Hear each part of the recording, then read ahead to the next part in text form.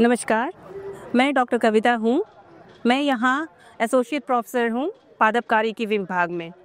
तो जैसा अभी आप लोग जानते हैं, अभी जो बदलते जलवायु में जो राई तोरी की जो खेती होती है, तो इसमें दो समस्याएं पहले जो आती है, एक तापमान की। जब फ्लावरिंग स्टेज होता है तो उस समय अगर 28 डिग्री से ज़्यादा टेम्परेचर हो जाता है तो प्रॉपर फ्लावरिंग और सीड सेट नहीं होगा, सिलिक्वा नहीं बनेगी, जिसकी वजह से क्या है, यील्ड का रिडक्शन होगा। तो इसके लिए किसान भाई क्या कर सकते हैं कि कुछ बेनिफिशियल माइक्रोब्स जिसे हम कहते हैं, जैसे कि ट्राइकोडर्मा है या फिर बैसिलस सबटिलिस है, इनका प्रयोग कर सकते हैं।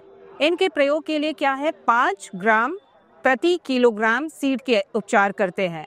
उसको उपचार करने का तरीका ये है कि पहले 5 ग्राम गुड़ को 1 लीटर पानी में गर्म कर लेना है, घोल बना लेना है और उसके बाद उसे ठंडा होने देना है। ठंडे घोल में जो हमने अभी माइक्रोब्स का नाम लिया है, जैसे ट्राइकोडर्मा या बैसिलस सबटिलिस, इसको उसमें घोल देना है 5 ग्राम को, और फिर उसके बाद उसमें 1 किलोग्राम सीड को भिगो देना है रात भर के लिए। इसके बाद सुबह उसको छाया में सुखा देना है, फिर उसकी बुआई करना है।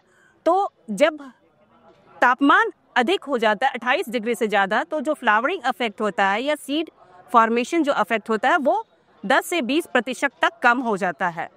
इसी तरह से और कुछ, जैसे कि अभी क्या हो रहा है, किसान भाइयों के पास इसमें 2 इरिगेशन की ज़रूरत होती है, एक प्री फ्लावरिंग स्टेज पे और जब दूसरा जो है जब सिलिक्वा बनता है।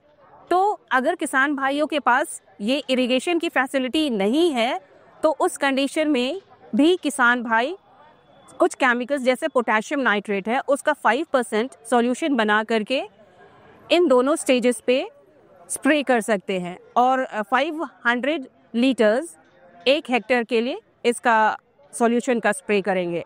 तो इसमें भी देखा गया है कि 10 से 20% तक जो यील्ड होता है वो एनहांस हो जाता है, इसमें वृद्धि पाई जाती है।